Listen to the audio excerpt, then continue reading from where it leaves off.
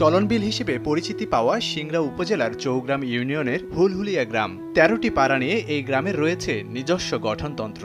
১৫ পৃষ্ঠার গঠনতন্ত্রের মাধ্যমেই গ্রামের মানুষেরা একটি পরিবারে আবদ্ধ। নিজস্ব নিয়মকানুন মেনে চলার কারণে এই গ্রামে ২০০ বছর ধরে কোনো পুলিশ প্রবেশ করেনি, হয়নি কোনো মামলাও। নাটোর শহর থেকে প্রায় ৫০ কিলোমিটার দূরে হুলহুলিয়া গ্রামের প্রবেশপথ পার হলেই হাতের বাঁ পাশে দেখা যাবে হুলহুলিয়া সামাজিক উন্নয়ন পরিষদ। নাম উন্নয়ন পরিষদ হলেও নিজস্ব গঠনতন্ত্রের কারণে গ্রামবাসীর কাছে এটি বিচারের সর্বোচ্চ স্থান। ১৩টি পাড়া থেকে ২ বছরের জন্য এই পরিষদে ২০ জন সদস্য